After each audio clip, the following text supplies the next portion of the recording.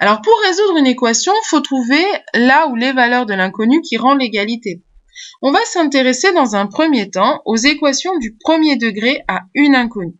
Alors, une inconnue, ça veut dire qu'on n'aura qu'une seule lettre. Et si c'est une équation du premier degré, ça veut dire que cette lettre, elle ne pourra pas être élevée au carré. Donc si la lettre c'est x, eh bien dans l'égalité, on aura des expressions avec juste x et on n'aura pas de x au carré ou de x au cube. D'accord? Alors on va admettre que dans les équations du premier degré à une inconnue, il n'y a qu'une seule inconnue. Autrement dit, quand on résout, on va trouver qu'une seule valeur qui rend l'égalité vraie. On va maintenant donner quelques exemples d'équations et de résolution d'équations et vous verrez au fur et à mesure qu'en fait, on résout toujours de la même manière le même type d'équation. Alors ici, on va commencer dans ces deux exemples par des équations du type x plus quelque chose. Alors, x plus un nombre positif, ici x plus 5 égale moins 3, mais là quand j'ai x moins 7 égale 2,3, c'est comme si j'ajoutais moins 7. Donc en fin de compte, ces équations, elles vont se résoudre de la même manière.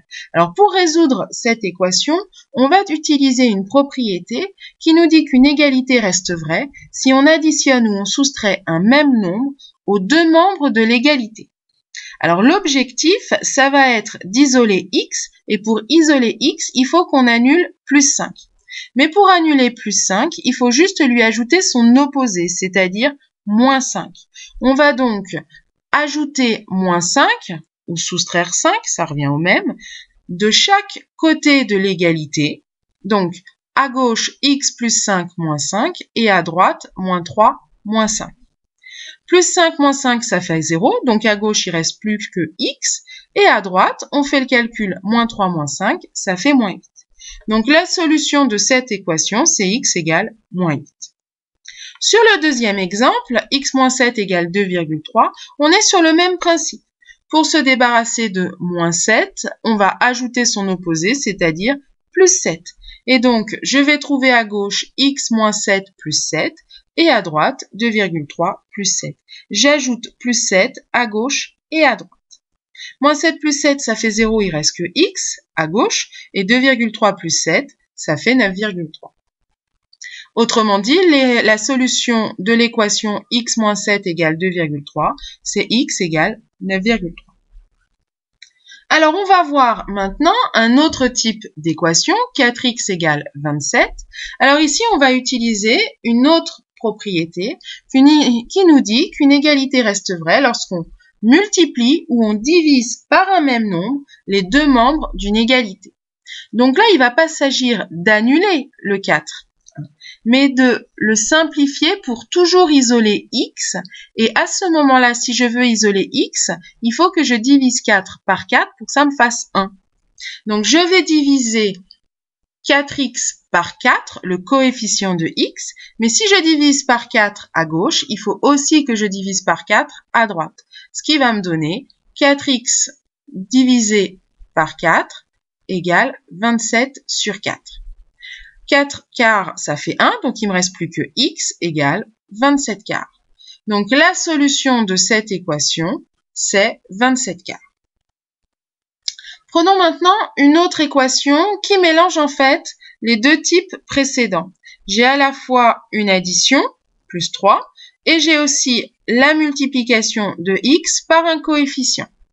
Alors je vais commencer comme j'ai fait pour la première et la deuxième équation, c'est-à-dire que je vais d'abord isoler le terme en x, c'est-à-dire que je vais éliminer plus 3. J'élimine plus 3 en faisant moins 3 de part et d'autre, c'est-à-dire à gauche et à droite de l'égalité. Donc je vais écrire 5x plus 3 moins 3 égale 7 moins 3.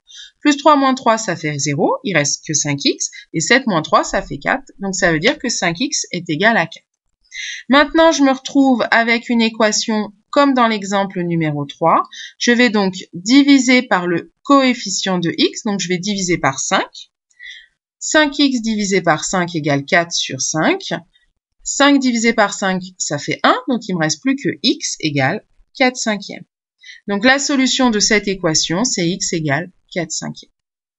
On finit maintenant par une dernière résolution d'équation où j'ai une égalité avec deux expressions du même genre, c'est-à-dire à x plus b à gauche et à droite. Je vais commencer par regrouper les termes en x, par exemple, à gauche, ici, et puis je vais regrouper les constantes à droite. Si je veux n'avoir plus que du x à gauche, il faut que je me débarrasse de plus 5 à gauche, excusez-moi. Et il faut que je me débarrasse de 4x à droite. Je vais donc faire moins 5, moins 4x. Puis, comme je fais ce calcul-là à gauche, il faut que je le fasse aussi à droite.